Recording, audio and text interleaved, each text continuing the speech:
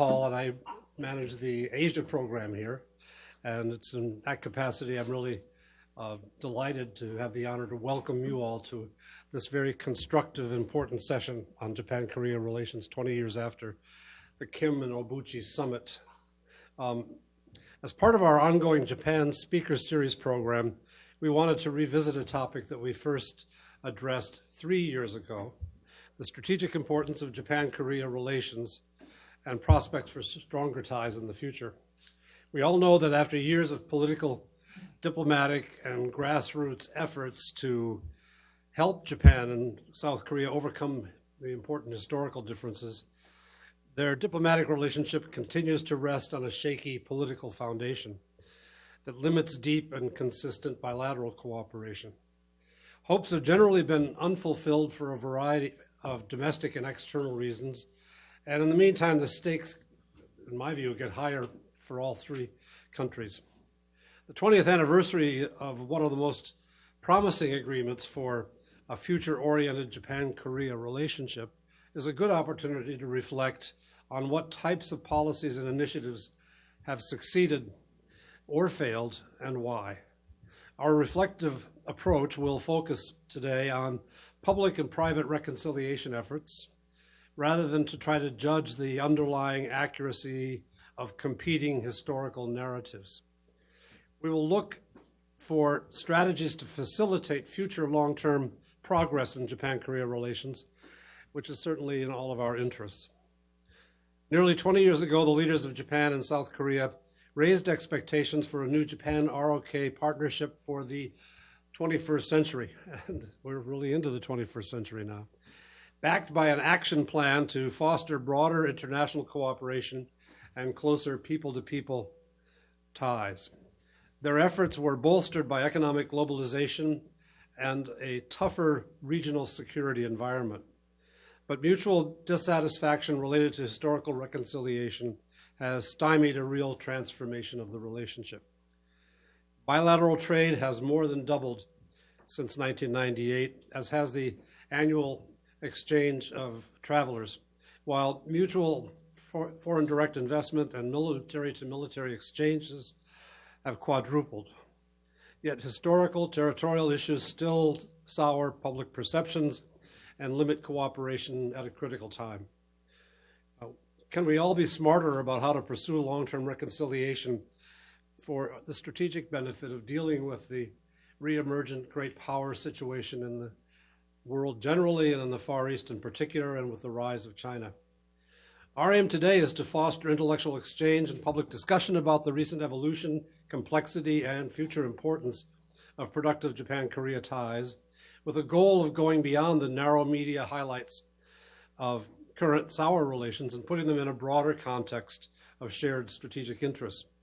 We will look for strategies to facilitate long-term progress in bilateral relations between both U.S. key allies and consider the appropriate U.S. role, if possible, as well. We're honored today to have two highly distinguished former diplomats and former diplomatic colleagues from Japan and the United States. Ambassador Anami has returned, and Stanley Roth, we're always pleased to welcome back to Carnegie. They were both handling Asian affairs when the Kim-Obuchi summit took place. I'm also grateful to Professor Yuki Asaba, Gi-Wook, Carol Gluck, and our good friend Chung-Min Lee, and to Jim Zimwalt for contributing to the event today. There is truly an embarrassment of riches with regard to the experience and outlook of the people we have gathered here today, and I look forward to make the most of this opportunity. I'll turn it over now to the person responsible for putting this together, Jim Schoaf.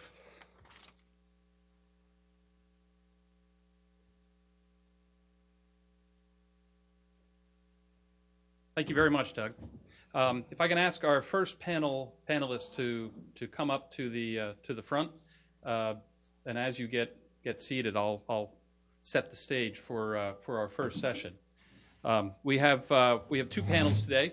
Well, first of all, I should introduce myself properly. I'm Jim Schoaf, Senior Fellow here in the Asia Program at the Carnegie Endowment for International Peace, and in charge of our Japan program. here. We have two panels here today. The first uses the Kim-Obuchi Summit anniversary year as a way to take stock of progress in the relations and implications for the United States. Our discussion will be broader than just that single event, but it is a useful milestone, I think, to highlight how it has helped Japan-Korea relations over the last 2 decades and where it has also disappointed. And our second session, after a short break in between, will build upon the first session's discussion to consider what kind of Japan-Korea relationship the Allies need and want 20 years from now, and what long-term actions can we encourage today to help us get there. And then at the conclusion, when we're all done, you're all invited to join us at a reception afterwards down on the first floor in the back. So hopefully you'll stay around and we'll have a chance to talk more leisurely at that point. So the original title I came up with for this event was Unfulfilled Expectations Amid Rising Stakes. I think the communications department thought that was a little too kitschy or not easy to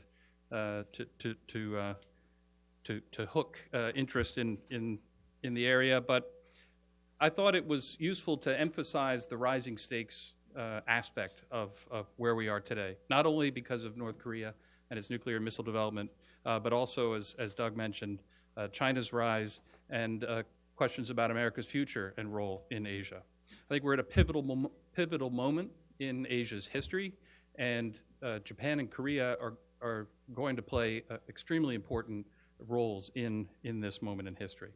So let me go sit down here, and we'll shift into the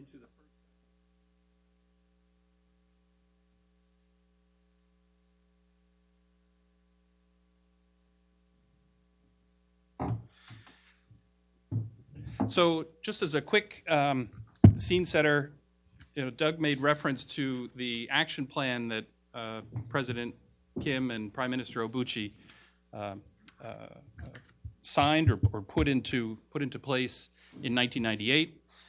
Just to quickly outline what was in that action plan, it's an 8-page document that had several different categories of areas of emphasis that the two countries are going to expand their bilateral relations, expanding channels of government cooperation, including legislative exchange, cooperation in international peace and security, including much more frequent and sophisticated defense exchanges, strengthen cooperation in economic affairs. We certainly saw this in the context of the immediate aftermath of the Asian financial crisis from '97, and expanded discussions on trade, finance, regional rules, foreign direct investment, tax rules, fisheries, agriculture, high-tech. That was actually one of the more successful or certainly active areas of cooperation. Fourth was climate change and environment.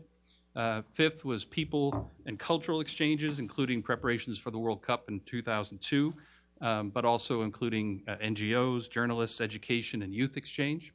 There were goals to have 1,000 students going back and forth each year. And over 10 years, that was a 10,000 person goal. Today, when I looked at the numbers, we're at around 100 per year. So I'm not exactly sure when that moment tailed off, but we see elements of success, I think, in these different areas and categories, and areas where it's been less impressive. I think it showed the power of leadership to stimulate cooperation at this time, but also we've seen over this same period, interestingly enough, an exacerbation in some ways of some of the historical and territorial issues that we didn't even see that much beforehand. So we're going to get a chance to survey this broader topic. Let me introduce our guests and our main speakers and discussants today. My far left is Professor Gi-Wook Shin.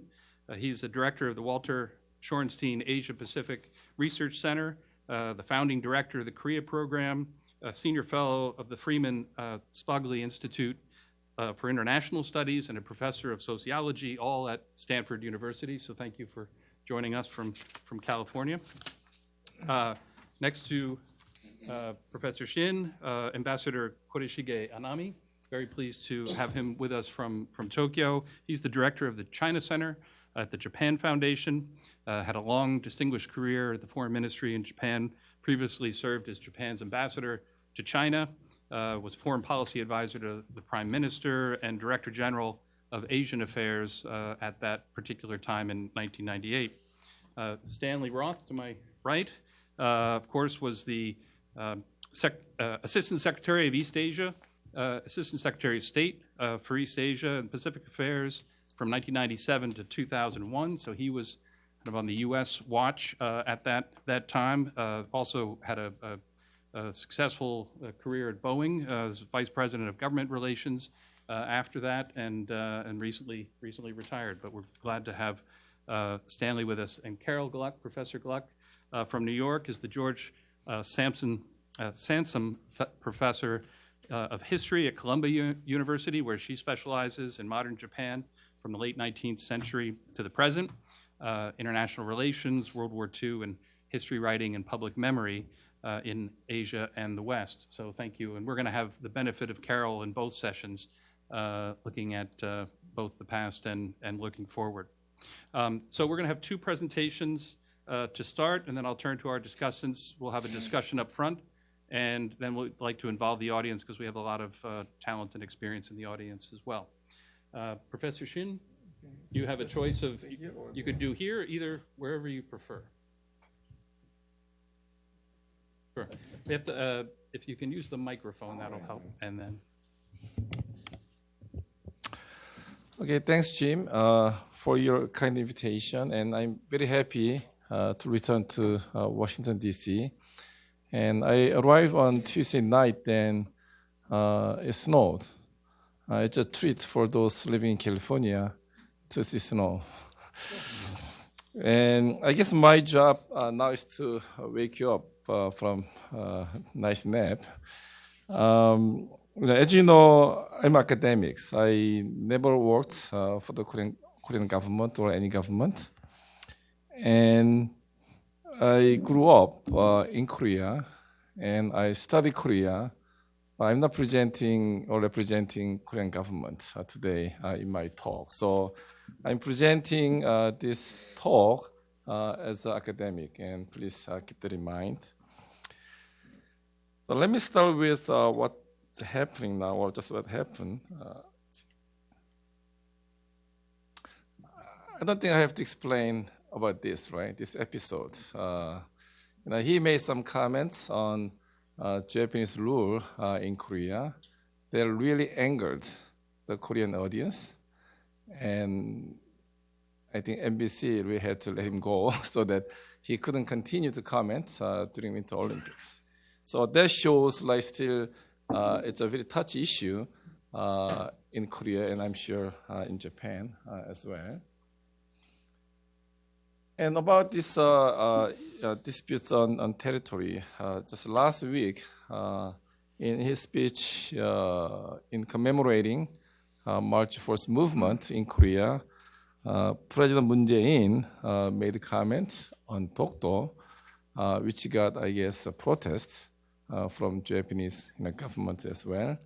And also, there's a statement about Takeshima in Tokyo National Museum of Territory and sovereignty. So, once again, I'm not going to get into this in detail, but still, disputes over history and territory are not forgotten and continue to make, I guess, Koreans and Japanese very excited, right? So, I'm going to, start by showing you what has been done in the past, despite continuing tension. There has been a lot of effort between the two countries to improve bilateral relations. And what has been achieved, what we missed, and also what can be done in the future. So I have to do in 15 minutes, so I'll just go a little quickly. The first one is apology. Despite some Chinese and Koreans believing that Japan never made apology. In fact, Japan has made apologies many times. In 1993, Kono statement, and also 2 years later, by then Prime Minister Murayama, and of course, in 1998, Kim-Obuchi Declaration that we are, looking at today, also Khan statements of 2010, and so on. So, certainly, apology has been main ways of achieving reconciliation between Japan and South Korea. And of course, I'll come back to this issue, how much successful this has been. The second one, joint history writing. After Kim-Obuchi meeting, Japan and South Korea established Joint History Research Committee in 2001 with the goal of narrowing the gap in views of history.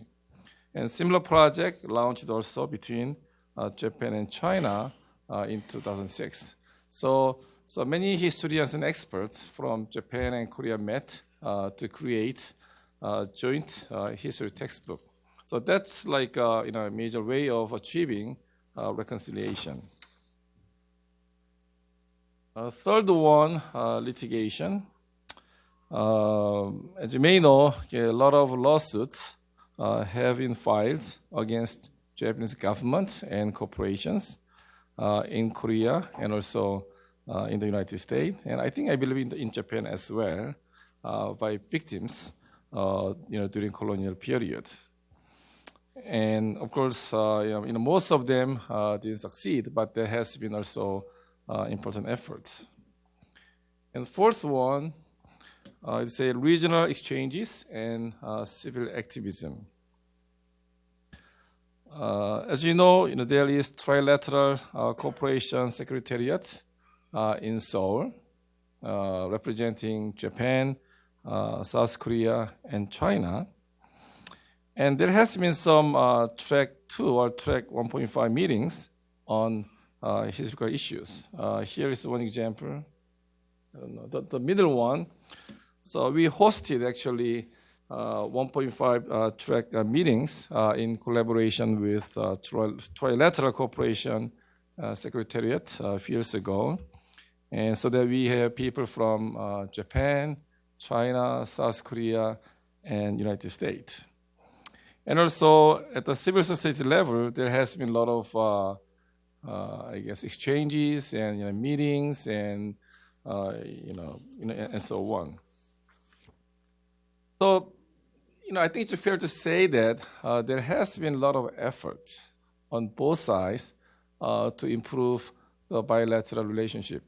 I think it's misleading that there hasn't been any efforts. I think they tried very hard, even though the impact has been quite limited for the reasons that I will be explaining.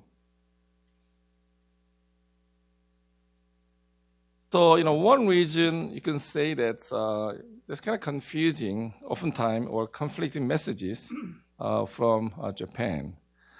I think this is what a lot of Koreans and Chinese feel, because sometimes quite ambiguous wording and sometimes counterproductive statements that follows apologies. For example, Prime Minister made apology, but next day Minister of Education denies, and then something different.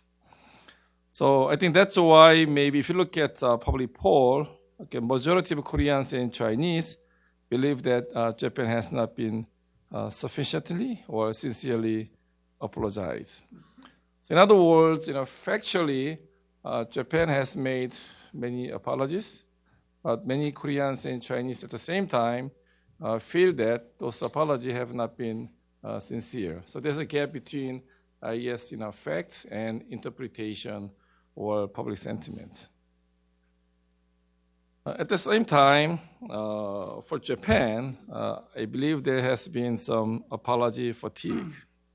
Okay, here about 2/3 of Japanese believe that Japan has sufficiently apologized for its wartime crimes. So I guess my Japanese fellow can say better, but I guess many Japanese say that how far should we, how many more apologize, about our past. So therefore, as a way of reconciliation, I'm not sure how much utility left from this apology, because Japan has made many already, and maybe I don't think Koreans or Chinese will ever be satisfied entirely, and Japan may feel like how far or how many more do we have to do. And also the failure to narrow the gap between historical memories of involved countries. We know that the efforts to produce a joint history have failed because they have not been able to bridge differences in interpreting the past. I'll come back to that issue a little later. So I think in the end, I think Japan and South Korea produce different textbooks, not really one combined joint history. And also, there continues tension about legal interpretation of the San Francisco Peace Treaty, and complexity or multiplicity of historical and territorial disputes. For example, we know that there was a comfort woman deal between Japan and South Korea a few years ago, but that's only one dimension. I don't think they can solve all the problem, because there's certain moral dimension, maybe the public sentiment. Therefore, it's very complex, and it's not easy to be addressed by any single agreement or any deal.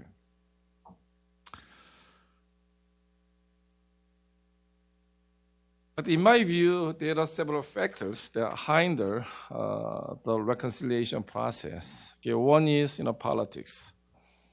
We remember that Prime Minister Abe attempted to revisit the Gono statement that provoked protests by Koreans, and I think by Americans as well. And earlier this year, Moon Jae-in expressed to intent to renegotiate the comfort woman deal they made a few years ago. So if you look at why they are doing this, certainly domestic politics is a key factor in doing that. The other one, I think media also are responsible. I don't know if we have any media from Japan or Korea here, but we understand that bad news sell better, but still, oftentimes they focus on negative side of this issue rather than reporting progress or positive sides. And third one, I think education. Let me share a very interesting story. About almost 3 years ago, I taught a 2-week course on this topic at Yonsei University in Korea over the summer. And we got like 30 plus people or students from China, Japan, and of course Korea, and a few from US and European countries. So I asked this question to my students, saying, how many of you believe that Japan has made apology? Okay. Not surprisingly, Koreans and Chinese students, they say never. Okay. So I said, that's not true. Okay. The fact is that Japan has made several apologies. Then they say, They said, well, then, they were not sincere. Okay. So I said, yeah, we can debate over that, because but you have to separate fact from interpretation, because you could argue that those apologies were not sincere. I mean, you can agree or you can disagree, but you cannot really deny that Japan has made ever apology before. And now I turn to Japanese students because they are very quiet. So I said, what do you think? Do you know what was their response? They say they don't know what we are talking about. So many Korean and Chinese students, they were quite shocked, because they expected, very strong argument against theirs from Japanese. But many Japanese they don't really care, or they don't really know. So I think I thought that might be the current situation among young people in 3 countries, and largely has to do with politics, media, and education. So now back to Obuchi and Kim Dae-Jung Declaration. So in 1998 was really breakthrough in the bilateral relations. And 7 years later, Kim Dae-Jung came to our campus. So I was actually hosting his talk. And to our big surprise, I expect Kim Dae-Jung to claim certain credit for improving bilateral relationship, but he was very critical of Japan at the time, actually to our surprise. And then, he said that he reached out to Japan, but then Japanese didn't follow up. I think Koizumi going to Yasukuni, Shinsai and so on. So even Kim Dae-Jung, I think, felt very disappointed 7 years later when he met with Obuchi in 1998. So we felt that it's a long way to go in terms of achieving reconciliation between 2 countries. So about that time, we launched multi-year project we call Divided Memories, and including China, Japan, Korea, and United States. So I'm speaking in DC, and my argument has been that U.S. is not just outsider to this problem. U.S. has to be responsible to a certain extent, and I explain why. So one main finding is that there are differences in the focus of historical memory. So for China and Korea, the main subject of discussion had to do with Japan, like colonial rule, conflict of women, Sino-Japanese war, Japanese war crimes, and so on. So that's kind of main focus in their formation of historical memory. But for Japanese, it's not much about Korea or China. It's more with United States. So for Japan, United States, war in the Pacific, atomic bombing, and postal settlements, and so on. So in other words, there's a certain mismatch in the focus in creating their historical memory. To be blunt, please correct me if I'm wrong. Japanese don't really care that much about Korean or Chinese. They care more about what U.S. would say. I mean, to be very blunt and simplify. So that's sort of one of our findings. So we kind of try to look at what's the main narrative in their historical memory. It's like for China, they are trying to create a patriotic narrative, and for Korea, collaboration is still a big issue. And Japan, actually, there are multiple memories of war. Actually, compared to Korea or China, there are more diversity in discourse in Japan. And then for U.S., we are really debating what's the right term to summarize U.S. memory. And our conclusion was uncomfortable war in the Pacific, because I think U.S. were quite reluctant, compared to other countries in discussing the Pacific War. I guess maybe, I don't know, there's some sort of moral element, like with atomic bombing and so on. So this is a book that we produced based on interviews with opinion leaders in the 4 countries. Okay, so let me briefly touch on U.S. role. As I mentioned earlier, in the project, we included United States as integral part of this problem, because our belief is that U.S. was not an outsider to this problem. And if you ask, which country was the most influential in shaping post-World War II regional order in Northeast Asia, there's no question that it was United States. So certainly, from geopolitical perspective, U.S. has made a lot of contribution in reviving Northeast Asia economically or politically. From historical reconciliation perspective, we believe that U.S. needs to take some responsibility. I mean, like Tokyo Tribunal, San Francisco Treaty, and so on.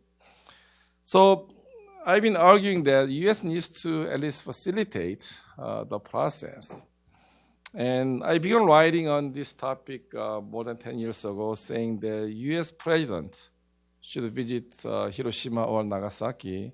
Actually, I mean, I understand that for political reason, I don't think any U.S. president can make apology.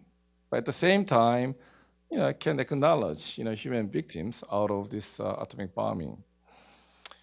And in return, we argued that, Japanese Prime Minister make a visit to Pearl Harbor and Nanjing, and maybe a meeting with the comfort woman and so on.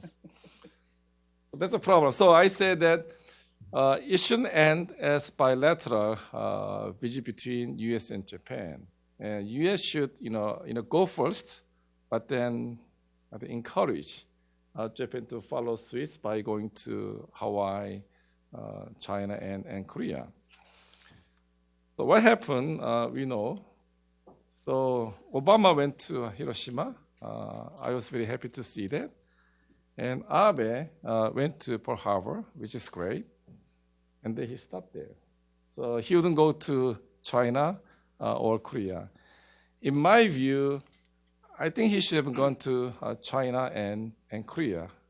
You may disagree, but in my view, it was a missed opportunity because, you can have an excuse for Obama coming to Hiroshima, and then, if Abe went to Nanjing and went to Korea meeting with a comfortable woman, I thought they can really create a process of reconciliation in the whole region. But then, just Obama went to Hiroshima and Abe went to Pearl Harbor. Then that's it.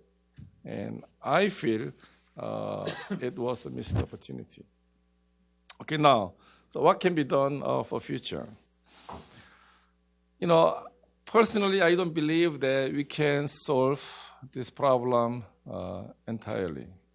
I think this will continue. I think we gotta be realistic. Therefore, the question is how to manage possible tensions, how we can make slow but gradual progress toward improving relationship.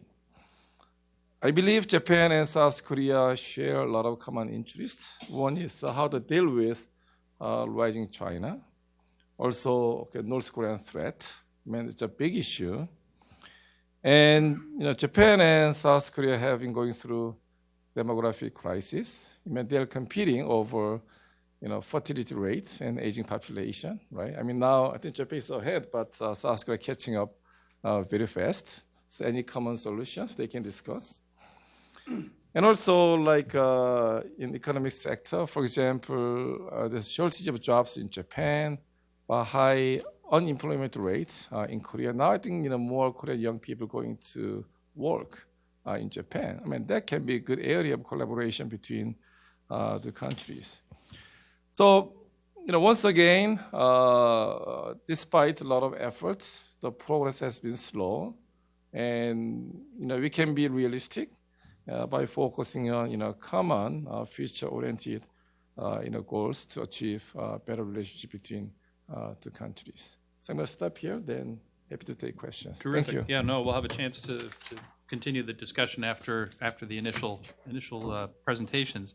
But thank you. That's a terrific way to get started as an overview, and I really appreciate that kickoff. Ambassador Anami, you've seen a lot of this from the front lines, and we'd be interested to hear your views on this topic.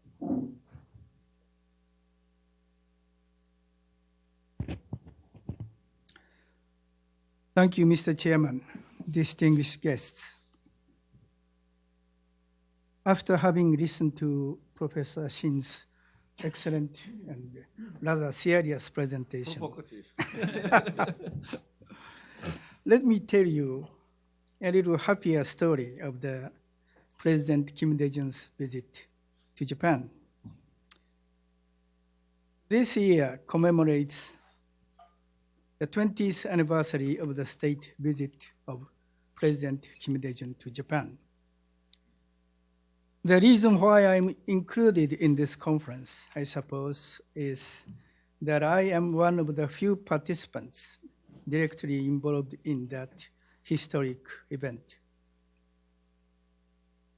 President Kim's visit to Japan in October 1998 marked a truly epoch-making event in the relationship between Japan and the Republic of Korea.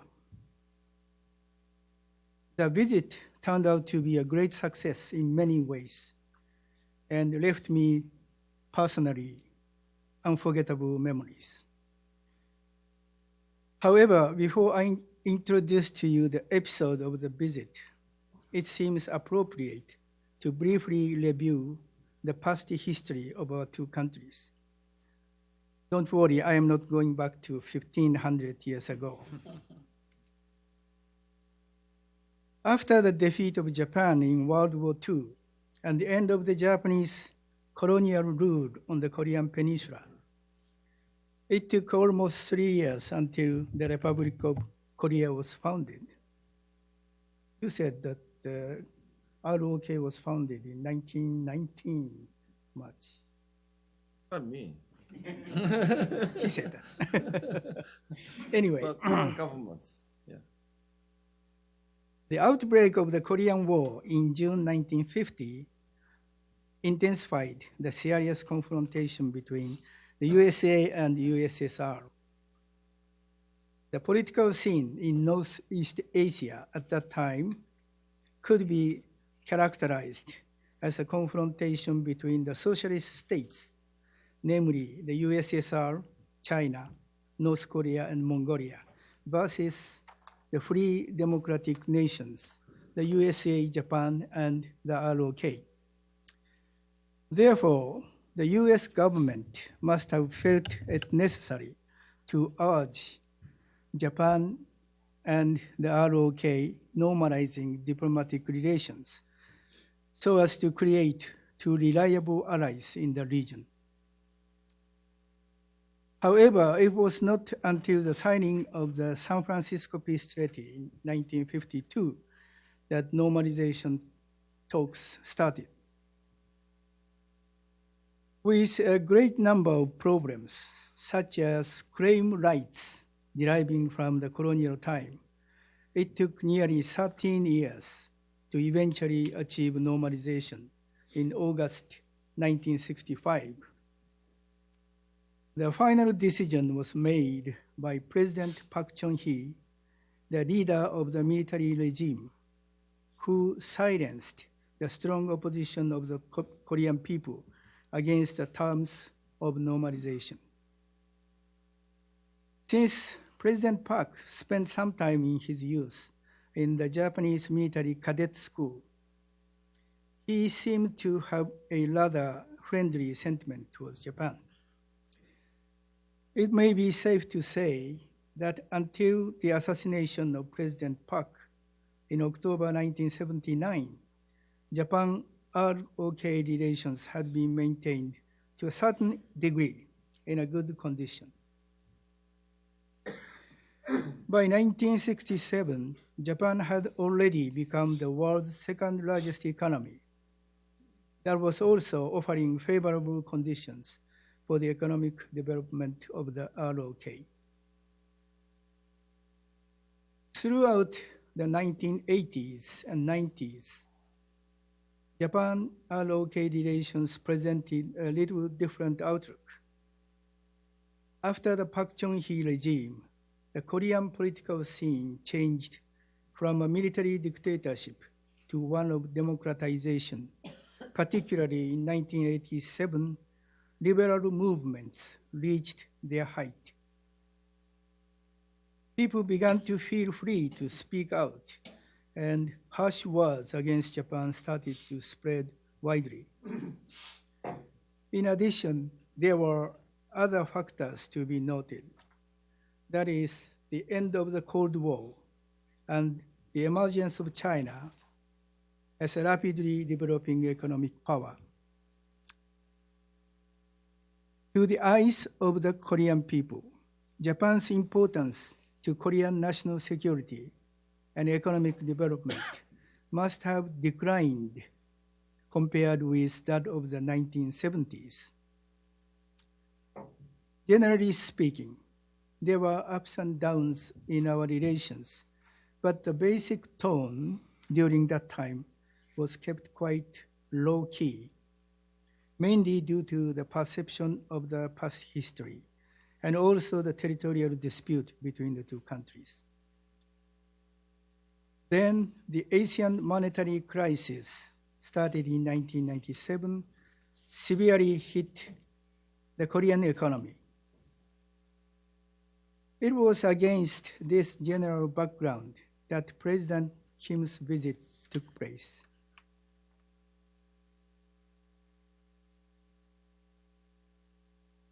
In retrospect, the summer 1998 was a terribly busy time for us in the foreign ministry. First, on August 31st, North Korea launched a missile named Taepodon. It was a time when we were working hard on the KEDO project, Korean Energy Development Organization, that aimed to provide North Korea light water nuclear power plants. I had to come to Washington twice in 1 week to consult with my American counterpart, Mr. Stanley Roth.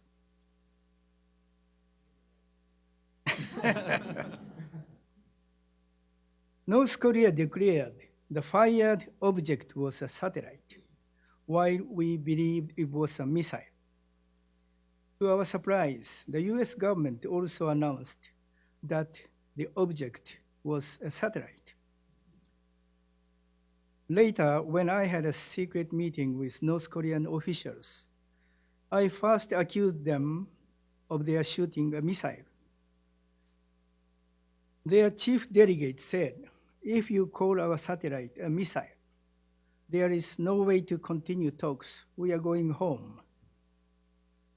So I said, "You must understand the shooting of Taepodon caused a serious problem for us to continue the KEDO project." Amazingly, it was quite all right with them. Taepodon turned out to be a magic word.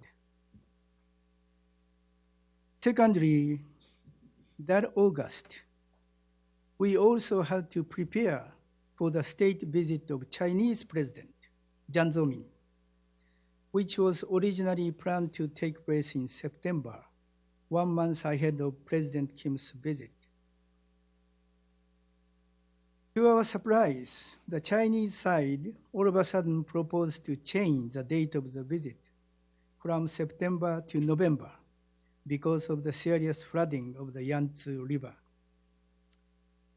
Therefore, we had to reschedule Jiang's visit to not disturb the visit of the Korean president.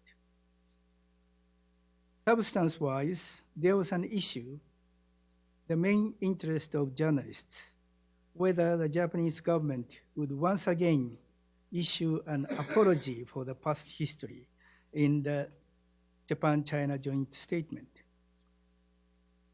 Prime Minister Obuchi was quite reluctant to do so because in the past, including the normalization communique of 1972, Japan repeatedly manifested deep remorse and a sincere apology to China.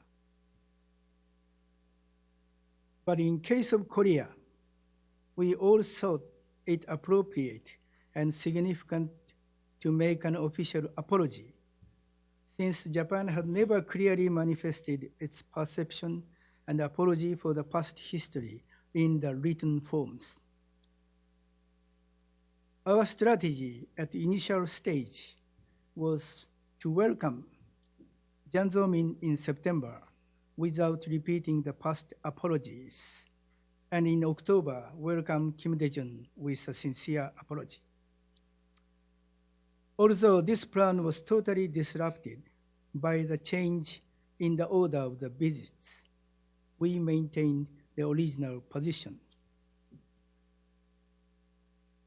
In the third place, I have to mention that there were negotiations going on for a fishery agreement. Japan and the ROK had both joined the UN Law of the Sea in 1996. Accordingly, we had to renew our fishery agreement. For both sides, it was a serious domestic political issue involving many influential politicians. When the talks fell into a stalemate in December 1997, Mr. Obuchi, then the foreign minister, visited Seoul and met with President-elect Kim Dae-Jung. That was their first encounter. Mr. Obuchi informed Mr. Kim of the decision by the Japanese government to terminate the existing fishery agreement in order to expedite the negotiations. I still remember Mr. Kim got really upset, even furious at this unfriendly message. He said he was determined to devote himself to improve relations with Japan after taking up the presidency. With such a prelude, it was imperative for us to achieve the goal of concluding fishery agreement before President Kim's visit. The night before his arrival, cabinet ministers in charge from both sides sat face to face and continued negotiation till the morning. The agreement was finally signed, or more precisely speaking, initialed on the day the president arrived. Another headache in the preparation process on our side was how President Kim would deal with his own kidnapping case that had occurred in 1973 in Tokyo. In his speech to the Japanese parliament, President Kim, instead of accusing the Japanese government of its not very friendly handling of the case, expressed deep appreciation to the people as well as to the government of Japan for having made utmost efforts to save his life. That moment, I was standing behind him, and I saw the whole audience was truly moved by his genuine and heartfelt words. The great success of the visit should be attributed to the magnanimous statesmanship demonstrated by President Kim. The summit talks took place in a friendly atmosphere, also due to Mr. Obuchi's sincere and humble personality. In the talks, President Kim highly regarded Japan's post-war economic prosperity as a democratic nation under the peace constitution, and its contribution to the economic, social development of other countries in the region. While discussing the security issues, he explained us his government's so-called sunshine policy towards North Korea. There were 3 points. First, to not tolerate North Korea's military threat or provocation. Second, to not harm North Korea and not seek integration. Third, to improve North-South relations through reconciliation and cooperation. President Kim added, North Korea would be most dangerous when isolated. With regards to the past history, Prime Minister Obuchi expressed deep remorse and made a sincere apology for the serious damage and torture the Korean people suffered during the colonial time. In the Japan-ROK Joint Declaration, the two leaders agreed to overcome the negative remnants of the past and to work together to open a new partnership for the 21st century. Ambitious action programs, which Jim already introduced to you kindly, were adopted. These allowed a significant breakthrough, such as enabling mutual cultural exchanges, especially Japanese culture into Korea after some 50 years' absence. It was only possible due to the strong leadership of President Kim Dae-Jung. Unfortunately, Prime Minister Obuchi passed away in the year 2000. Despite this, our two countries successfully co-sponsored World Cup in 2002. We enjoyed good relations for a while. However, it didn't last for long because the ghosts of the past has not totally faded away. President Kim, during his visit, clearly said, as long as the Japanese side observed the spirit of the joint declaration, his government would not raise the history issues. To our regret, Prime Minister Koizumi's visit to the Yasukuni Shrine and the history textbook issue, together with a territorial dispute, again cast a shadow on our relations. In closing, let me quote from Kim Dae-jung's speech to the Japanese parliament, which would be a positive message for the future relations of our two countries. President Kim said, I firmly believe Korea and Japan together can play a leading role to promote universal values of democracy and market economy in the Asia-Pacific region. I understand that will be the main topic for the next session. Thank you. Thank you. Thank you very much, Ambassador Onami. Really appreciate you telling that story from your personal observation and reminding us certainly of the dramatic events that have taken place in the not too distant past when we talk about assassinations and kidnappings and all that we've gone through. Stanley and Carol, I'm going to ask you to kind of comment on what you've heard or add some of your own thoughts and insights on this topic, and then that'll help us ease into a broader discussion up here.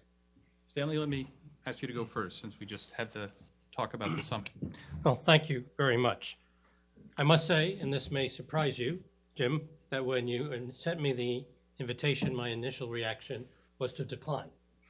That first, I thought if the topic is Japan-Korea reconciliation, that the real speaker should be Japan and Korea, not a former American official, and it seemed to me could probably do more harm than good. And second, though I've been out of government for more than 17 years and counting, I'm still concerned that if I say anything that's critical of actions by either or both of the countries, that it might be viewed as blaming either or both countries, and worse, possibly even viewed as taking sides. And it's even possible to offend both countries simultaneously. Vice President Pence certainly demonstrated that with his performance at Seoul, how easy it is to set off two countries at one time. And I have no desire or intention to make news today, and I'm certainly not going to lecture my good friend, Ambassador Onami, or take sides. Of course, I'm here, and so you might ask, why did I decide to come? Well, besides from the fact that the Carnegie institution has been very kind to me over the years, and especially since my retirement, but more importantly, I haven't seen my friend, Ambassador Onami, for over 10 years, we realized when we chatted yesterday, and I couldn't resist the opportunity Furthermore, I figured if he could handle the sensitive topic, so could I. So here I am. Now I find myself, after listening to the presentations, with very little to say about the two presentations for a very obvious reason. I'm neither a scholar or a historian. In fact, I made a very deliberate decision, which I wouldn't change in hindsight in my youth, not to go past the master's degree, because I definitely didn't have anything I wanted to study for a PhD degree. I prefer to be a practitioner, and I am not a scholar or historian. But more importantly, I really want to focus, if you look at the title of this session, it talks about reconciliation before and after the summit. And I want to focus on the after, which Ambassador Nami did not address, and Professor Shin only addressed briefly at the end, and some of my comments will touch upon some of his. Let me begin by saying that it's easy to find points of disagreement with actions by both countries as an American, both as an official in my past life and as a private citizen and someone who deeply cares about peace on the Korean Peninsula. I certainly wish at points that both countries had not done certain things, which I'm not going to specify for no reason to make news, and you all know them. But I also realize, and I started my career working on Capitol Hill, so very attuned to politics, that there are political realities as well as national interests involved, and that this influences policy decisions. And that, by the way, I want to stress, this is not unique to Korea and Japan. Look at the current Trump administration and getting support from the base, maintaining it. Or from my US government experience, I worked extensively, went on 3 missions to Vietnam, part of a delegation. I was not the head, to try to make progress on the POW MIA issue, which was absolutely a prerequisite for normalization with Vietnam, regardless of what the strategic stakes were. So when one talks about these issues, let us keep the context. This is not unique, despite all the years of history, to these two countries. Now, a second point. Clearly, political realities sometimes impede the ability of countries to carry out policies as well as they would like to, and that is certainly clearly a factor in the relationship between Japan and Korea now. But let's face it, we're dealing at a moment of dire, even existential threats to both Japan, Korea, and increasingly to the United States as the result of developments we're all aware of in the North Korean nuclear missile chemical weapon programs and more.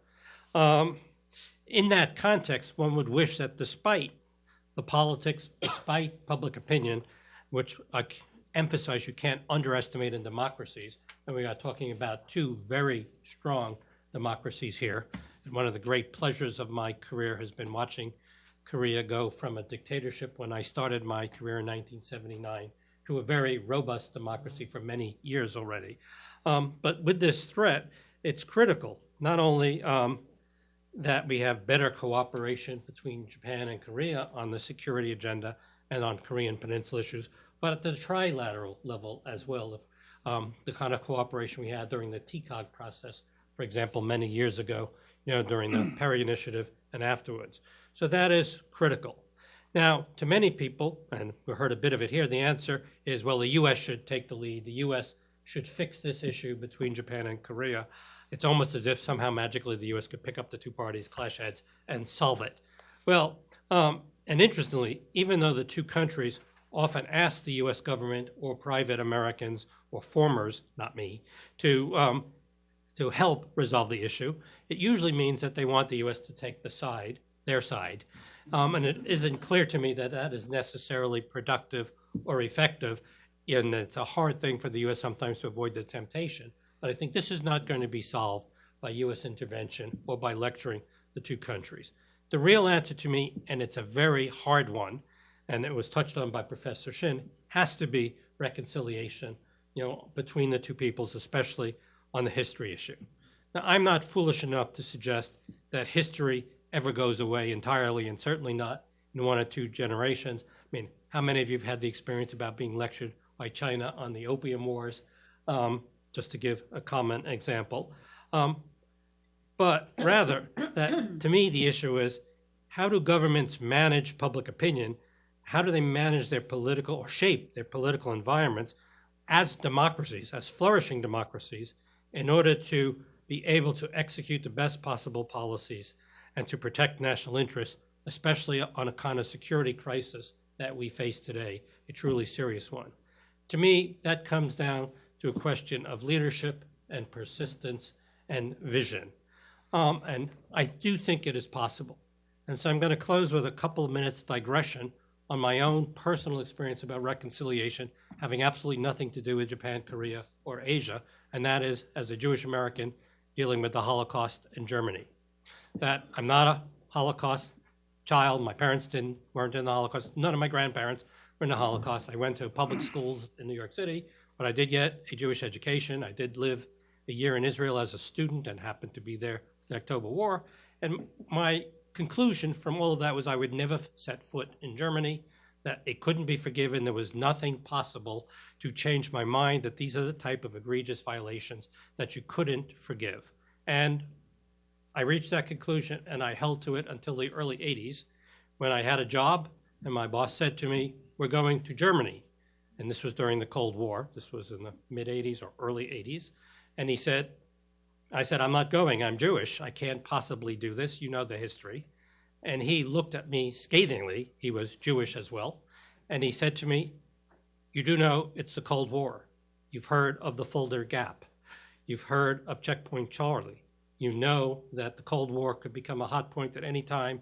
You know that Germany is an ally. You're going to Germany if you want this job." Well, I was young and poor and I wanted the job.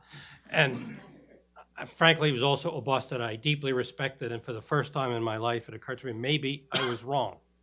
Well, I went to Germany and I found out, well, gee, there's another generation of Germans, I forget, maybe even two at that point, but that in fact, that it was not the Germany that I had pictured in my mind.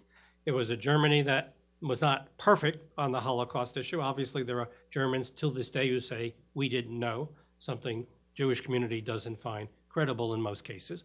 But the German governments, multiple German governments, had made major efforts. We heard the reiteration of apologies that Japan has made, and the German governments multiple times have made their apologies. And it was clear that this was not the type of government that I had in my head or the type of culture that I had in my head, when I said I would never step foot there. And in multiple aspects of my career ever since, the job I had at the time during my years in the U.S. government, although I mostly traveled to Asia, and then in my business career, I have happily, I emphasize the word happily, traveled to Germany, even while I continue to have some concerns about some developments that are going on today. The rise of the right and some of the things that have happened, including not in Germany, but in nearby Austria. But nevertheless, I would get on a plane tomorrow to Germany if I got invited to a conference. All I'm trying to suggest with this long-winded statement is reconciliation can be done. You have to plunge yourself into it. It sometimes requires wisdom. It sometimes requires a boss who makes you, but mostly requires wisdom and experience and persistence.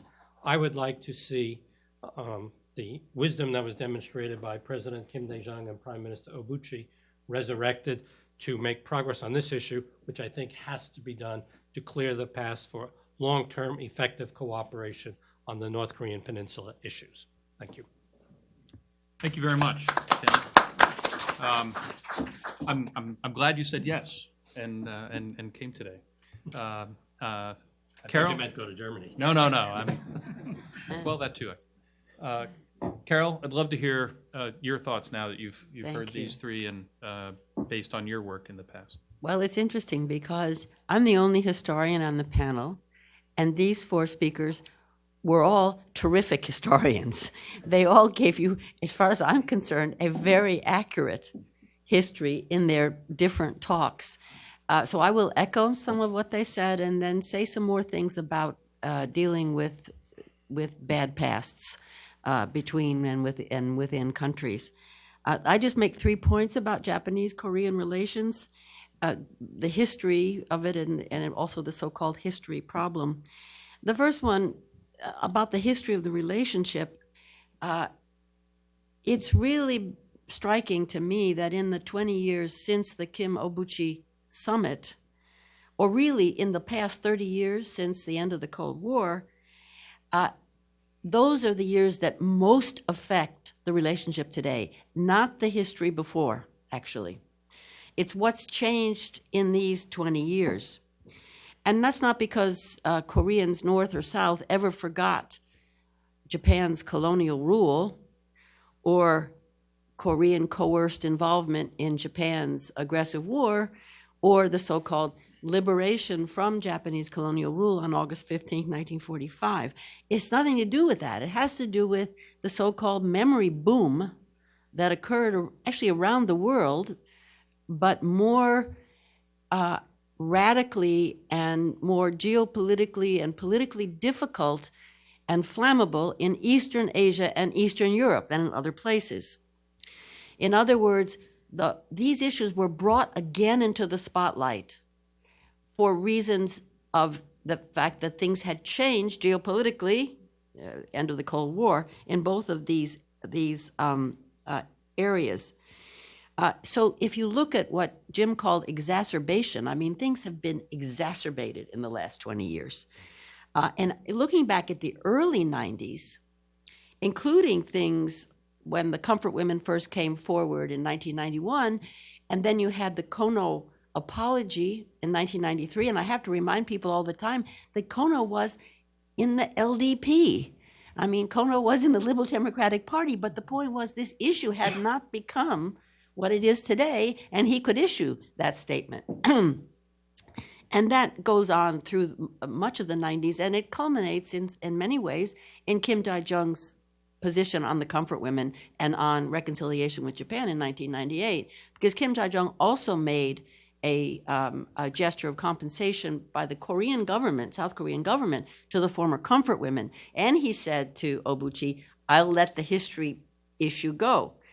So looking back, the late 1990s was actually followed by a pretty good period in Japanese-Korean relations, and Ambassador Anami pointed to it. I mean, it was the period of the World Cup and of the Korean wave and J-pop and K-pop and popular culture.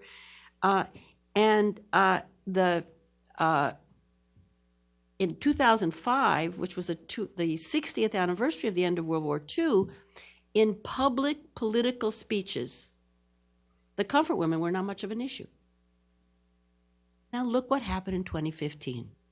It's 10 years later, the 70th anniversary of the Second World War, and it was the main issue between Korea and Japan, and to some extent, China had taken over the comfort women from the Nanjing massacre as a big issue. So what happened? And I think this is my second point, and you've already heard it, which is it has to do with domestic politics. And Professor Shin and Ambassador Anami and Stanley Roth have all said, to understand the history issues, you have to look at domestic politics. People always say, well, domestic politics affects foreign policy. Well, in this case, it's actually the domestic politics using foreign issues for domestic reasons. It's kind of the inverse. Both Japanese and Korean leaders, now I'm focusing right now on leaders, not on the public opinion for a moment, have been using, in this case, the comfort women issue. It's very clear. The 2011 Constitutional Court ruling on the part of South Korea, which said that the South Korean government was unconstitutional in not pushing for proper recognition and compensation for the former comfort women, was conceived in a domestic political context in which, as you said, collaboration was an issue, et cetera, and so forth. And then, of course, took the issue to the UN and made it an international issue. So looking at the domestic political context in South Korea explains some of what brought this issue back so prominently. And in Japan, the Abe's return to power in December of 2012, and that campaign promise he made to retract the Kono apology, which, by the way, Prime Minister Abe retreated from within several weeks of taking office. But Prime Minister Abe's position on the comfort women in particular had been this way for a very long time, since he was a Diet member. So he came back with a position, to get back to power with a position on it. And here I think domestic politics, I would say, is equally important. He was playing, and you've heard these words already, to his conservative base. Though the LDP these are democracies, people get voted into office. And this was very much almost like the way the Republicans were talking about their Tea Party base and still talking about their conservative base. So, and that conservative base had grown increasingly angry since the 1990s. And one of the reasons the conservative base in Japan had grown increasingly angry is because of the liberalization of attitudes that occurred in the 90s and was symbolized by Kim Dae-Jung. You had a backlash among the Japanese right wing, which had effect, I think, on the base. So what do we have in 2015? We have both the Japanese and ROK opinion polls showing overwhelmingly animosity toward each other. First issue comes, why do you not think well of the Japanese? These are from Jim Schoff's polls that he gave us. And on the top of both, it's the history question. So 76% of South Koreans, 80% of Japanese put the history question at the top of these bad relations. Interestingly enough, and we should talk about it more, maybe not today, but it's important, the second issue for both countries was the islands issue. Now, both of those issues have been brought into the public in the years since, big time into the public, in the years since the Kim-Obuchi summit. And that's why you get the apology fatigue. The Professor Shin talked about. Japanese say we've apologized enough, and the South Koreans say you haven't apologized enough. This is absolutely a no-win situation. So my third point has to do, my second was domestic politics. My third point has also been touched on here, lastly by Stanley Roth, who's a very good historian, despite saying he didn't want to be one. And that is the importance of public opinion. Now, you said it's because it's democracies. I think that's true. But I think actually public opinions are important even in some of the authoritarian countries as well. But they're particularly important in Japan and South Korea. And it really does matter now that you have got this revved up public opinion among South Korean and Japanese population. And I think that this is more important than the government congressional exchanges or parliamentary exchanges or economic things. All these things are going on. They're all good, and they're not affecting public opinion because public opinion doesn't care about those things, the increasing economic or even the dire existential threat of North Korea. So we need something else if we want that to overwhelm this kind of it's an emotional question, if reconciliation is the goal. I mean, frankly, President Moon could not make the statement today in South Korea that Kim Dae-Jung made in 1998 that the ambassador quoted. I firmly believe Korea and Japan today can play a leading role, etc. He couldn't make that statement, not as was. So, and that's because of public opinion, not because of what he might believe. I think he's well aware of the existential threat coming from the North. And to pick up on this question of you talked about reconciliation in Europe, I don't have that connection. What I know about is reconciliation between West Germany and the rest of Western Europe, particularly France, in the decades after World War II. And I know that the government had the two governments had a lot to do with it. They were under existential dire threat. It was the Cold War and the Soviet Union, and so they were there where, let's say, East Asia is now. But so there was a geopolitical impulse, but there was also a lot of change on the level of public opinion, and without that change, and without this constant contact between the Dutch and the Germans and the French and the Germans, and what didn't happen between, let's say, the Polish and the Germans till later, you can see the difference. So the public opinion did make a difference in reconciliation. By 1995, Western Europe had done it. The 50th anniversary of the end of the war was not a problem, but that is not true in Eastern Europe, and it's not true in East Asia. So there is a history to this memory, and I just want to point out that the public opinion question was as important as the geopolitical threat in the reconciliation between Western Germany and the other countries in Europe. There was also the Holocaust, which was an additional impulse, but it had to be solved on the public opinion level, not on the level of apology, because apologies were made by Adenauer already in the early 50s, and that didn't do it. All right, that's just to relate that to that point. Now, I am particularly concerned about the youth in South Korea and China and Japan, because they have been learning to hate one another over the past 10 years. If you are on the internet and you will look on the Chinese language, the Japanese language, a Korean language, internet discussions of this, you will see that what I call it hate nationalism. These are people who don't know anything about the war, and I can promise you they know nothing about the war. I have my own stories. You told Professor Shin about being in teaching in South Korea. Well, I'm all the time in these countries, but I just had an experience the other day, and you can read all about it in Newsweek Japan in a few weeks, where I've been doing this series with Korean, Japanese, Chinese, and also Korean Americans, Japanese Americans, and American students about war memory, where we have this conversation, and then it goes on the cover of Newsweek Japan. The first one was on Pearl Harbor, and there are a lot of things that relate to what you said, but I'll skip that. The third one is on the comfort women. And it was so interesting to me to see how the young people, now these are people who are 22 to 27, 21 to 27 years old, maybe, how they have learned something, how the third generation Korean Americans, their parents were born in the United States, how they have learned the new hostility toward Japan. And then I won't go over, and each of these is transgenerational, without the facts. Ask them a fact? No. They don't know. But they know that Japan hasn't done it. If they're Korean, they haven't faced, and the Japanese say we've apologized too much. I felt like I was looking at a cartoon. And these are, graduate students in the United States. So I'm worried about the young people, because when they grow older, they're going to keep what they say. What you learn when you're 18 is the attitude you keep, like you did all the way, how many years?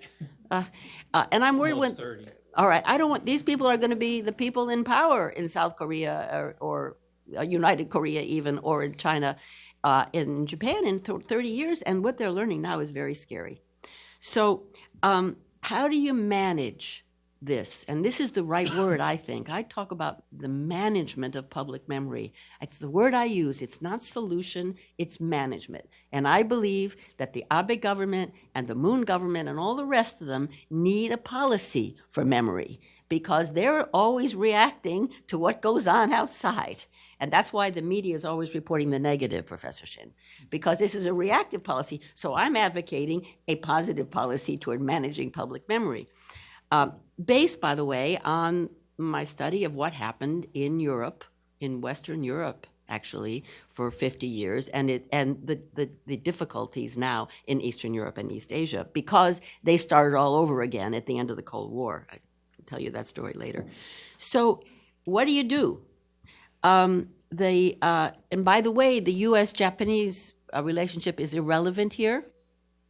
That graph about Pearl Harbor and Hiroshima, I just would point out that President Obama did not go to Hiroshima until 2016, that was 71 years of rapprochement between Japan and the United States. So again, these things have a long history behind it. That's not the history we have between South Korea and Japan, or between China and Japan, etc. Because Japan actually did not do any Asia War memory until after the end of the Cold War. They did what you saw, Pacific War memory. Pearl Harbor to Hiroshima. They did the American story, which is what they created together with the Americans during the occupation. So let me say three things that management might do, management being the government. I like to point out, by the way, that Japanese public opinion polls do not agree with the government on many of these things. Most Japanese public opinion polls show that Japanese believe that the comfort women were not a good thing and that they should be compensated and apologized for. So I'm talking here about the government management. On the apology fatigue, that has grown among the public in the past 10 years, as Professor Shin said. So recommendation number one, stop fighting about the statues. It creates the counter effect. And I mean on both sides. The more the statues of the comfort women that are going up all over the world, the more they become an issue, the more the number of statues grows. It's an absolute equal and opposite reaction. It's like a billiard ball. So it's important to stop making them, and this has to do with the Japanese-South Korea question. And both of these sides can manage public memory by stop fighting about it, I think. I think it's possible. The second thing I think has been mentioned, but not enough, and that is to try to displace the comfort women issue to where it really is in most of the rest of the world, which is at on the question of the violation of human rights in the place of sexual violence against women. That's a forward-looking issue. Prime Minister Abe mentioned it when he talked about trafficking. But that displacement toward the future, while acknowledging the past, which means more apologies, I suppose, but this is a way of managing by flipping it, because in fact, that's what the comfort women have come to mean for the rest of the world. And since the comfort women issue is so central now, this would be a good thing to try to damp that down. And lastly, I think that the current administrations, they may be able to do this, but that will mean accepting this 2015 agreement on the South Korean side, but it also means on the Japanese side accepting that nothing, as you said, nothing about the past is ever final and irrevocable. Those words in the 2015 agreement, the idea that anything is final and irrevocable, is quite astonishing to me. So I think that on the South, accepting the agreement on the South Korean side, but on the Japanese side, it means stop pressing about the statues, and stop saying it's final and irrevocable. One last word. I think, by the way, both these governments can do it. I think the Abe government can do it and still play to its base. I'm not advocating that Prime Minister Abe say something that will antagonize LDP supporters. That would be bad management. If you're an elected leader. One thing, though, on the U.S. role, I do not believe that the U.S. can do this. Here I am with historian Professor Roth here. I do not believe this is something that the U.S. can do. The U.S. did put pressure in the 7th anniversary year, 2014, 2015. They put pressure on the comfort women issue. President Obama did, Ambassador Kennedy did, Secretary of State Clinton did, and it's taking sides. I don't think that's but what the U.S. can do is to say, let's talk about North Korea because that's where our dire existential threat is, and we're not going to talk about that in the history problem. That's for you to settle. And the best way to do it is to take this dire threat, I think, and turn it into a vision for the future, which is this afternoon's next panel, because that's practically the only thing that can cure an obsession with the past, is a vision for the future. And that's the task, I think, for the South Korean Japanese on this particular issue. That will not, however, solve the island problem. Thank you very much, Carol.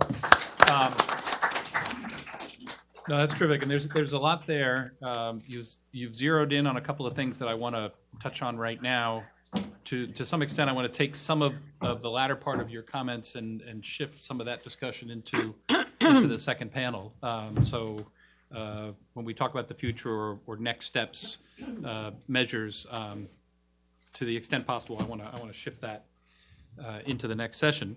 But I want to save time for the audience to jump in. There's a couple of things I want to follow up on, and they follow up.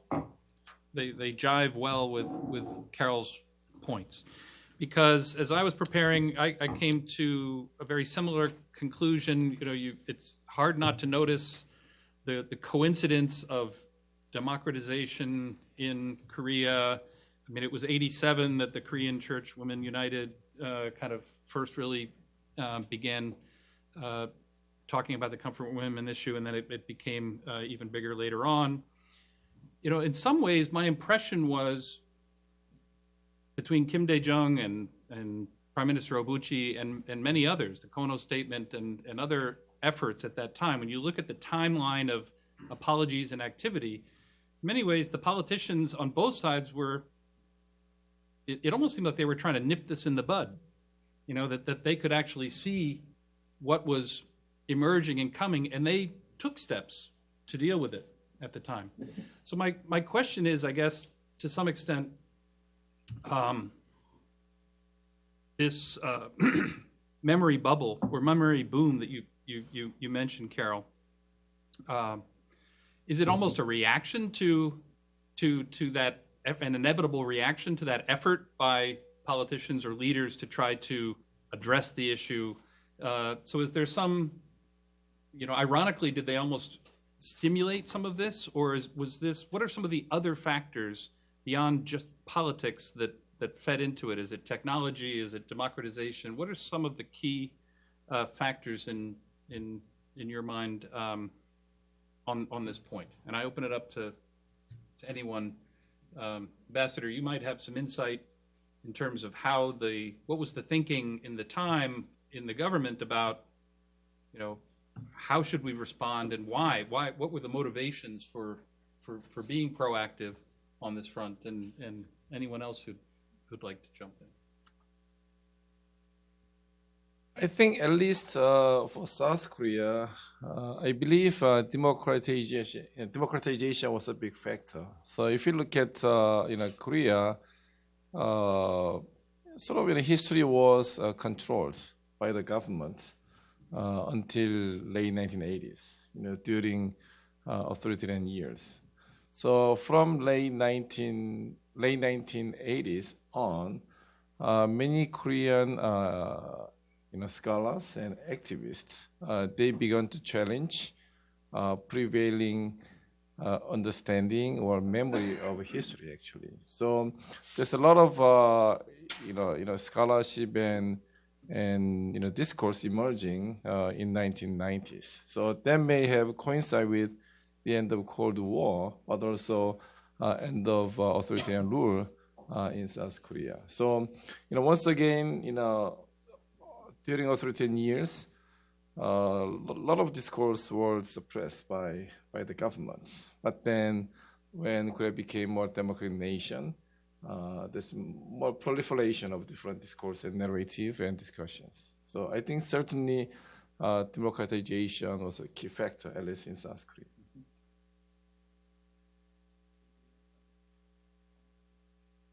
My only comment is to go back to the statement by Ambassador Anami. I agree democratization was key, but he also pointed out some policy missteps, and he talked about the passing of Prime Minister Obuchi. People and leadership and actions matter, especially in the context of democracy. Mm-hmm. It is also easier to keep issues alive through the social media and the internet. That's a gigantic change from the 80s and even the early 90s, that phenomenon. So you put all that together, it becomes harder to, suppress populist inclinations or, makes it harder to achieve reconciliation. I would like to add to this list of factors. This is why it's so complex, to use the word that you talked about, to solve this. I'd like to add to these factors the international or transnational factors. And let me just name two. First of all, this whole thing in the 90s, the democratization in Korea from the late 80s, the end of the Cold War in 1989, this coincided with this whole human rights, women's rights, the Beijing Women's Conference, that took the whole question of sexual violence against women and as a women's rights issue, and used the comfort women as an example in all of their legal arguments that building up to the International Criminal Code statute of 1998. And so the comfort women suddenly were traveling the world as an example. This was a context which was formed by the Bosnian rape camps, by the war in the former Yugoslavia. It was not formed by anybody who knew anything about World War II. But it was a women's human rights question, and that coincided. That was a comfort women, that pushed the comfort women transnationally in a way that they never would have. Now the whole world knows what they were. They don't know anything about it in detail, but they know that this is why we need well, this is why now rape is a crime against humanity in the ICC statute. All right, so that's one factor. Another one that I think is important is the evolution by the 1990s of something that I call a global memory culture, which is what I mean by that is that, you know, you didn't have to apologize in the 1950s. You didn't. Heads of states didn't have to go around, yes, Adenauer to Israel, but that was about it. This business, the geopolitics of apology, or even the politics of apology to your own people, whether it's the Australian leader for the indigenous people in Australia, or it's Americans for slavery, or whatever, the politics of apology evolved over those 40, 50 years, largely through this World War II and mostly through the Holocaust memory. So if you take my chronology and say Japan began to deal with the Asia parts of the war as opposed to the Pacific parts of the war in the 1990s, then the government, they're dealing with the Asia part of the war occurred when that global memory culture was already established, and guess what? Apologies were necessary. If they had confronted that, if they hadn't been under American occupation and Japan had confronted the Asia War in the 1950s, they wouldn't have had to apologize. So what I'm arguing is that there is now a global memory culture that has got norms and practices, and it doesn't matter whether the apologies are sincere or not. Nobody cares whether they're sincere. They just have to be made. So it's not really I don't know if this is an instrument of reconciliation, but it's certainly expected in this global memory culture. So I would like to add transnational or international factors to the background of this, into the additional technology, politics, everything that you've heard. Okay, thanks. Ambassador, do you want to say? You don't have to.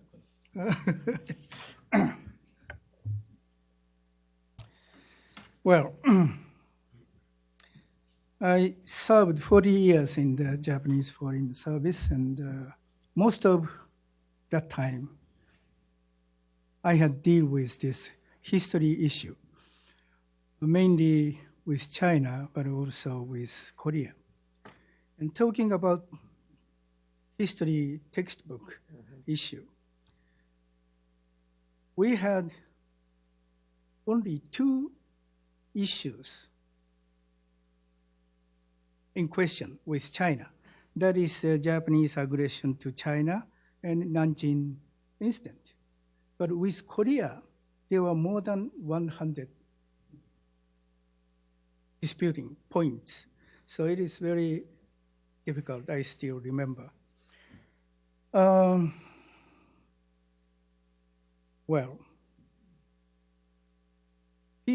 Some people tend to compare on the history issue, compare Japan with Germany case. And it is often said that Germany is a success story, whereas Japan failed. And when President Kim visited Japan, before the visit, he was interviewed by the Japanese press and asked about this point. And we Japanese always say that Japan and Germany are totally different. Nazi Germany and the Japan continue to have emperorship even after the war, whereas Germany could totally reject the Nazis, what they did, So we are totally different. But in answering that question from the journalist, President Kim said, still, until today, Japan has not been accepted by your neighbors, whereas Germany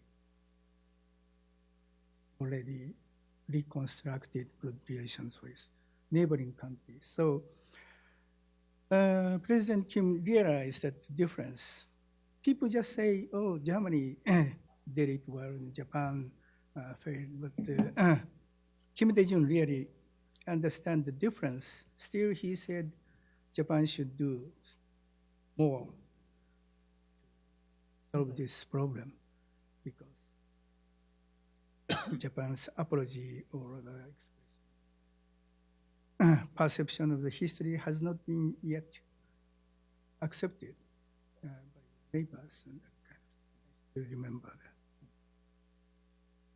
Thank you. Thank you. So I'm going to shift the rest of my questions to the second panel because I have a couple of other follow-up points, but I think I can follow them up then. I'd like to open it up and give some members of the audience a chance to ask a question. We have microphones that will come by, and when you get a microphone, please let us know who you are and try to ask a question relatively quickly so we can get a few people in. I have one gentleman here, and then I'll go there. And I'll come. My name is Victor Lee from the Global Young Leaders Academy. And I'm from China, came to the United States over 20-some years ago. Before I came here, my parents told me, they said, you are single right now, but in the future, when you look for a wife, first you need to look for Chinese from mainland. If you cannot find a Chinese from Taiwan, from Singapore, other places, okay. Koreans are also okay. Even Americans okay, but cannot be Japanese. And so, but eventually my wife is Japanese. Okay. And What do you mean eventually? and now my son is there was no American, option. and he is very proud of being American. And so I have a story actually of things that people can change. Actually, so thinking about when I first also went to Japan, my parents-in-law first told me, we don't recognize your marriage. All because of history, that's right, history. But just after 3 days, when we were leaving, and my mother-in-law gave my wife some money, said, give this money to your husband's parents. And then when my parents, actually before we went there, when they got to know my wife will be Japanese, my father even threatened, I will not recognize you as my son anymore. But now, because that time he was thinking the war, not only in the past, but also in the future is inevitable. That's on his mind, why he against. But now he's thinking about it. Oh yeah, Japan also is doing something really good. We should learn from Japan and maybe do something together. So, and Professor Gluck talking about we need something, vision, right, to work. I just kind of wondering how the scholars here, what kind of vision you have for Korea, Japan, maybe even the whole East Asia, and how can work together, especially for the youth issue. And then actually we work on some kind of youth. We bring young leaders from around the world come here to work together. And this year we actually create a program for Northeast Asia Peace. Hopefully we can work together. Thank you. Thank you very much. It's a big question. Your panelists are welcome to take a stab at the vision question, but that also will be another topic in the second session looking forward 20 years. Let's just take a couple more quick questions, comments before we turn to the panel. In the back? I'm Larry Nix from CSIS and ICAS. I want to ask about the American role in this. Stan, I agree with you about caution in the U.S. weighing directly into this historical issue between Japan and South Korea. However, if you have a situation in which historically U.S. policies and actions contributed to the emergence and enlarging of a dispute between Japan and South Korea, doesn't the United States have some responsibility then to lay out all of the facts and its own history about these policies, who developed them and why these policies were developed? I'm thinking particularly here of the San Francisco Peace Treaty and the decision to omit, to keep out, any sovereignty designation concerning Takashima Tokto. When the treaty specified sovereignty designations for just about every other island group in the Pacific that was under Japanese occupation until 1945, shouldn't the United States, and particularly the State Department, lay out all of the history of that? Why this particular island was left out, what were the reasons, who made the decisions, etc., and let the Japanese and South Koreans weigh that issue in terms of how they deal with the island issue in the future. Okay, thanks, Larry. And then very, very quickly, I'm just going to take one more. I'm sorry. Yeah, we have a microphone coming up, and I want to turn to the panel. You can keep it as brief as possible, sir. Thank you for coming. My name is Mitsuo Nakai, Japan native, U.S. citizen, Reagan Foundation. I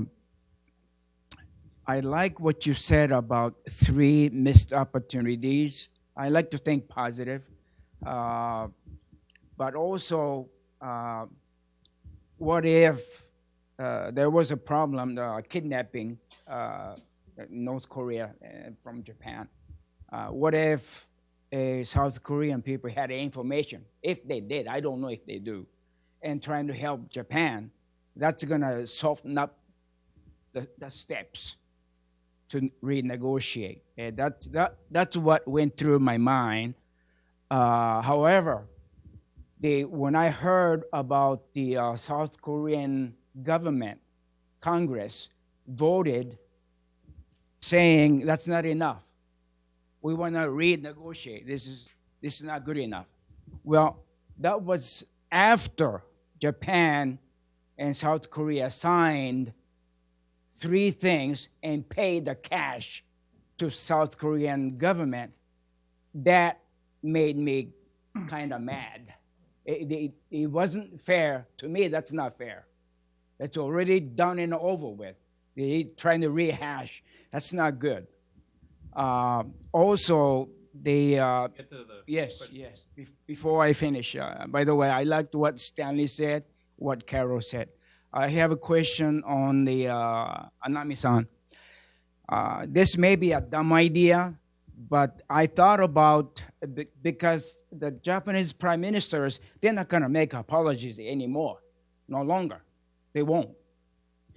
So my point is, maybe, Hirohito is gone, Akihito is almost gone, but maybe Japanese emperor take a trip to Asia, including South Korea and in China, and soften up the blow.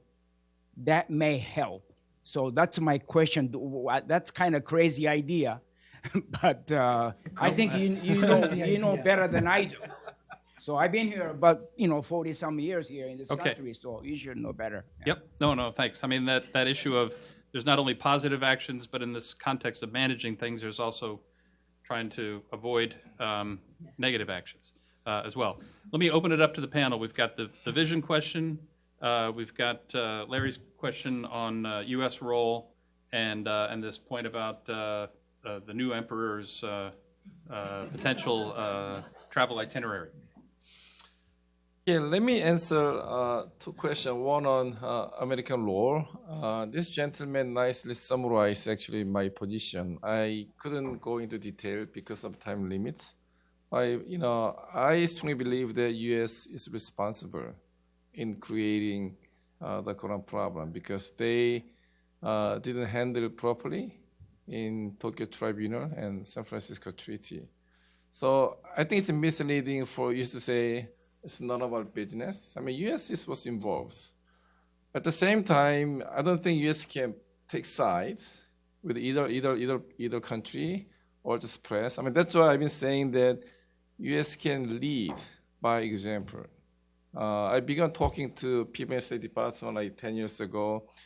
U.S. president should go to Hiroshima and Nagasaki and then, oh, it's a nice idea, but it's not realistic. So I have written actually many articles in Foreign Affairs and Pacific Affairs and other places. I mean, that's why I was very happy to see Obama going to Hiroshima, even after a long time. But then I also made very clear that it shouldn't be just U.S.-Japan bilateral thing. Obama visit should trigger a larger process of regional reconciliation so that by going to Hiroshima, Obama can encourage, Abe to go China and Korea as well as, Pearl Harbor. But once again, Abe just stopped at Pearl Harbor. So that's sort of my kind of regret. And regarding this, Could I respond before you come to the other question? Sure, yeah. So we don't go back and forth? Yeah. Okay, on the U.S. Yes, rule. yeah. I strongly disagree with Professor Shin. I think the notion of U.S. responsibility is slightly ridiculous. We had the Nuremberg trials, and it led to positive things in Europe, and so the tribunal as being a problem. Establishing the UN, creating the basis for what, along with other steps, for what ultimately became the key to stabilization in the Asia-Pacific region, prosperity and democracy in Japan. These were great things, not bad things. As an American, I'm proud of it, and I don't think we have responsibility. We may have interest. Larry, on your suggestion, I think it's useless. I've not read the documents. As I've said, I'm not a historian. I have no interest. One, there's the possibility it won't resolve it. Second, there's a possibility it'll come down to one side or the other. The real point is there's got to be a political resolution of this, just as there has to be with Japan and Russia. Documents and history from ancient people 70 years ago isn't going to do a darn thing except possibly make it worse. I think it's a dreadful idea. I think, for geopolitical issue, I think U.S. has a very positive record. There's no question. But in terms of historical reconciliation, I don't think U.S. can get positive credit. That's I think I want to make it clear. But we can disagree on this point. So regarding this agreement of comfort woman, I mean, I share your sentiments. I mean, I wish Moon Jae-in government didn't say that they wanted to renegotiate. But once again, as Carol also points out, South Korean government also has to address public opinion. Okay, here, I think Japan is somewhat responsible as well, because what happened was that after deal, Japanese government made very strong protest about the statue in Busan, actually. So, obviously, it can be an issue for Japanese government, but I don't think any South Korean government can remove such a statue because that will face very strong opposition. So, for example, like near Japanese embassy in Seoul, there's like comfort woman statue. I stay in a hotel nearby very often, and then young college students, they just stay there overnight in tent, whether it's raining, snowing, cold or hot. So how can you remove them? So I'm not saying that I don't know. We can debate about this thing, but I think Japanese government also should pay a little more attention to public opinion because by just pressing Korean government saying that this is our deal, you're not keeping our deal, and I mean that can little backfire. So you could go a little quietly and improve it because I think Park Geun-hye government made a deal despite some opposition from public, and then in a sense we should appreciate that and then go a little make progress quietly. But anyway, that's my view. Yeah. And a good time to highlight our reception at the end of this entire event, where we'll have a chance to talk about some of these things in more detail as well. Any other response from the panel? Or?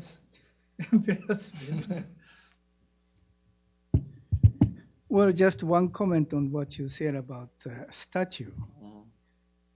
I think the Japanese side understanding is that it's a part of the whole deal to remove the statue. So it's not just after the agreement was made, Japanese side again forced. That is not really the story, I would say. As to Japanese emperors traveling, making a goodwill visit. Actually, as you know, that present emperor visited many countries. But in case of Korea, it is still difficult. And the emperor and empress visited China in 1992. There was a great success, but it may be a little difficult for Korea. And before this symposium, I went through the Kim Dae-Jung Japan visit documents. And actually, he invited Japanese emperor to Korea. I think that is the only exception that Korean president did that. And he openly said at the press conference, it is not natural that Japan, the closest neighbor, the emperor never visited Korea and that kind of thing. So it takes that strong leadership. Please come. Thank you very much. And that kind of atmosphere, it is difficult to create that sort of atmosphere so far as Korea is concerned. I'm really sorry to say this.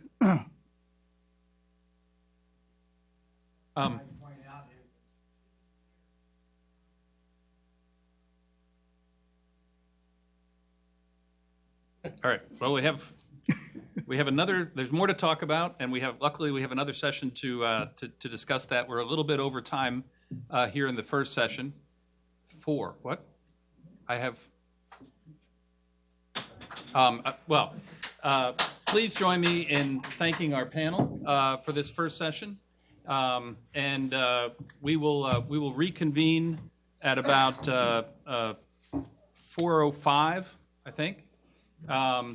And so you have a chance to take a break, and we'll reconvene at 4:05. Please join me again in thanking our panelists.